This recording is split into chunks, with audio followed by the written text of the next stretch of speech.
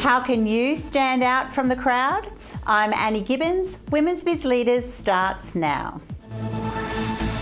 Women's Biz Leaders, presented by Women's Biz Global, where each episode we dive into the journeys and successes of remarkable women in business.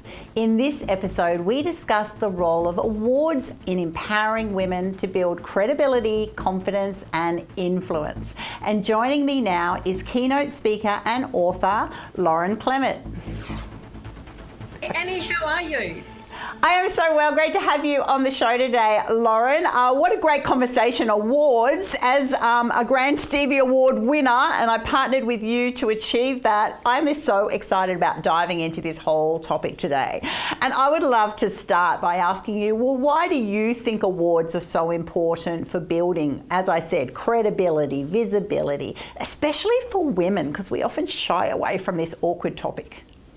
Yeah, absolutely, Annie. And you're right. The nicest thing about awards is they are so tangible. I mean, there they are, you know, they're like actual physical evidence that you are doing really, really well for whoever you are. There's lots of marketing you can do out there to promote yourself as a woman in business, but there's very little ROI. It's really difficult to see the results. Whereas with an award, as you say, you've held aloft that amazing Grand Stevie Award trophy. And I'd love to know how that made you feel when you're laying your hands on something that has been awarded to you by an independent panel of judges, how that makes you feel.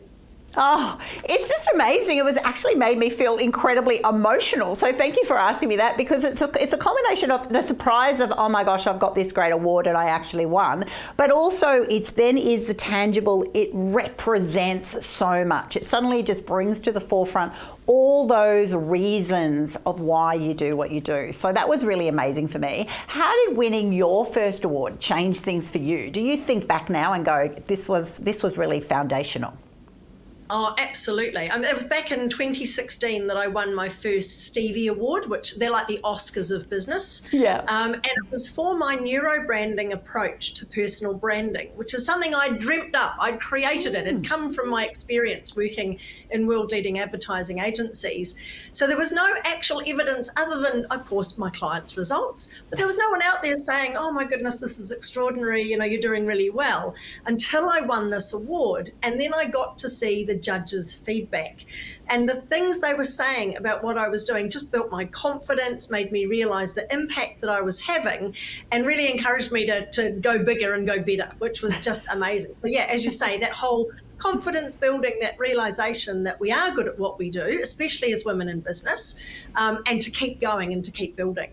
Oh, it's so encouraging. It really does just give you that burst of fire. There's so many awards out there though, and it can be overwhelming. One, I was just talking while I was getting my makeup done for the show today, and the lady, Nellie, was saying, I didn't even know there are awards in certain areas. So one, it can be hidden, and two, once you start unpacking it, there's so many. So how can women figure out which ones are right for them? Yeah, you're right, Annie. It's a bit like a Pandora's box. You start realizing and you start Googling for awards in your industry or your sector or whatever. It's really, really overwhelming. There are so many of them. I think we've got a list of about 270 that we work with to help people enter. So, and they're all over the world and so on. Where you should start is by thinking about how you're going to up your profile, UPP, your unique profile position. So what is it that you want to be known for? What reputation do you want in the marketplace? What do you want to be recognized for that's going to make a difference to your personal brand and your profile, but also to your audience? What are they going to connect with the most? So if you want to be known as an innovator or a maverick or a thought leader, go looking for those categories. If it's about your local community, go for the local awards with where you're at, or your industry that you want to be recognized by your peers. So just get really clear on what you want to be known for, and then it'll help you narrow down the right awards in the right categories. Oh, absolutely. Well, clarity is like a foundation stone of success. So I totally agree with that. And that's a really great way of looking at it. Many people, though, feel a little bit nervous. They might feel a little bit unworthy of even entering awards. It's kind of like that's for all the amazing people. And who am I? And is it worth it? You know, why do you think that is? Why do we feel that way sometimes? And how do you help people overcome that initial fear? Yeah, good old imposter syndrome, Annie. I call it the itty bitty shitty committee, those little voices in your head that are going, no, you're not good enough, But listen, if you've done something, if it's been worthwhile, and it's been worthwhile for you as a human being or as a business owner, and it's been worthwhile for your clients or your customers, then it's worthy of an award. So it really is about working out what your impact has been on the world and what you'd like to be recognised for, and how that's going to drive you, as we've just said, to create an even bigger impact.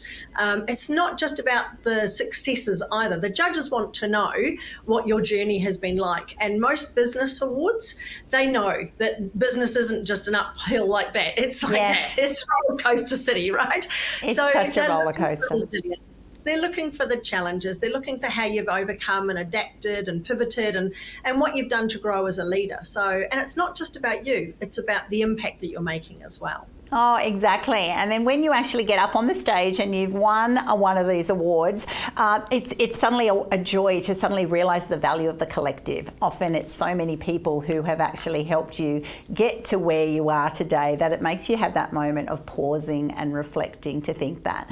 It's great that you shared that, I felt like that, you felt like that. And then as you go through that award journey, you suddenly realise, you can get to a position, you go, you know what, I should win this award. I am owning this space. I'm putting my best foot forward. So you can get better at award preparation, can't you? Absolutely. I mean, I think we should all be going for what we do in terms of this is an award. And just doing what we do is a journey to success. The secret is that it's not just about the winning. And something you mentioned just now, that ability to reflect on where you've come from. And so many of the people we work with are just grateful for that opportunity. I think as women, we're very focused on the now and the future. And we very rarely sit and reflect on what we've achieved over those months and years of building a business or creating an impact or developing a product, whatever it is. So the nicest element of awards is that ability to sit back and just look at your team or look at your community or what you've managed to achieve, the books you've written, and just reflect on that and realise that you've made an impact already, regardless of whether you win or not. Oh, exactly. And good point, regardless of if you win. Often you don't win. I've gone for them and I go, I didn't win, but I learnt so much from the experience and I put my best foot forward, and eventually you do win. You just keep stepping up. I also noticed that change, Lauren, because the applications change. You could go and put my best foot forward this year and then you do it next year, and so much can happen in a year. So it does allow you to take stock of how much you're growing. Now, how have awards helped you build your brand at the Audacious Agency, and also those that you have helped on this journey as well? Yeah, absolutely. The interesting thing, as you say, is that you put a lot of effort, don't you, into creating an award entry. There's a lot of time and a lot of reflection and collating everything together. The sad part for me is when I then see that only us writing in awards for someone, or the client like yourself, or the judges are the only people that get to see it. Whereas what I'd really like to share is how our clients have taken their awards entries and repurpose them into social media, into articles, into blogs, into books, into ebooks, into programs. So it's that whole journey of creating award entries that enables you to think wider about the impact you can have. And if you're going to collate that stuff together for an award, you might as well use it to attract clients to your business and to share with everyone what your team is doing and so on. But yes, we've definitely seen clients who have increased their income, 130% increase in their turnover. They're now being invited to work on million-dollar and multi-million-dollar projects with people. They're standing out in industries that are very male, pale and stale. They're really launching themselves as leaders and thought leaders and mavericks in their place and in their space in the world, because there's that tangible evidence that they're award-winning for what they're doing. So yes, they're getting out there and getting on, speaking opportunities, launching books, launching programs, creating partnerships. One woman we've worked with, the lovely Belinda Dolan, she had a fabulous mission many years ago of helping 1,000,001 people. She's won 25 awards now, I think, and she's now in Europe, and her big mission is to help 1,000,000,001 people. So it's just expanded her thinking around the impact that she could have. Oh, I love that, and congratulations to her and to all of those women, particularly in your area, who have put themselves up, because it is absolutely huge. I love what you tapped into there too, and you could even share more. That yes, you can then have speaking opportunities, books, but it's the way you introduce yourself. Then, isn't it? It's an award-winning, a grand award-winning. It's a multi-award-winning, and suddenly that positioning does make a massive difference. It's not just to be on social and here I am with my award. It has tangible outcomes, financial gains that people are not truly aware of what the potential is there, and also how long you can extend that marketing, reuse, as you termed it, as opposed to the moment of I just got my award, woohoo, and then it's finished. It's ongoing, isn't it? Absolutely. I mean, everybody knows the story of Stephen Bradbury when he won a gold Olympic medal for just not falling over. That was back 20-something years ago, and he still talks about it, right? So, yeah, absolutely. There's the lovely Raquel Manning, who is a client of ours. She works in the off-market property sector, property development. So she can't actually talk a lot about what she does because if she did, it would ruin her business, right? And it's a very male-dominated space. So she's made a path for herself in a male-dominated industry where you can't talk about what you do by winning awards. And something she said recently to me was the fact that she's now getting invitations to join on to particular development projects that, yes, she would have been part of before, but she's now being looked at as the expert. She's being encouraged to have a say and to be asked the question, what do you think, Raquel? And it's like she's now leveled up her profile and being taken seriously by that industry, and now she's stepping in the footprints that other women can follow into that construction industry. So, extraordinary impact that you can have. Yeah, absolutely incredible, and congratulations to Raquel. She's done an amazing job and continues to do so.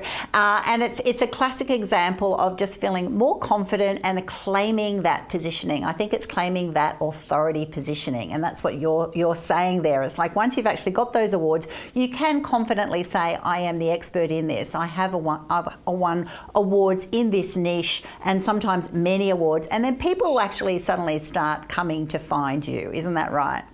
Yeah, absolutely. It's funny, isn't it? People stalk us. They watch us from afar and they watch us. They don't say anything. But then when you win something, they go, oh, that's interesting. And then you win something else and you talk. And it just grows. It's a snowball effect to grow your profile, which is awesome. But also, Annie, the thing I love about what you just said then is we know in business, especially as women, it's not easy. There's so much going on in our lives, and we're normally, the sandwich generation. We're thinking about elderly parents and young children, and there's just so much going on as a female leader that often we get down on ourselves that we're not making the advances we'd like to make, or things aren't quite working. But to be able to look at those awards and to reflect on your journey and to read the judges' feedback just gives you that extra boost that, hey, look, it's going to be okay. Look, you are achieving amazing things. Don't get so down on yourself. Exactly. Let's just make it happen. Let's just make it happen. We could talk all day. Unfortunately, our time has come to a close. Thank you so much for sharing with us today, Lauren.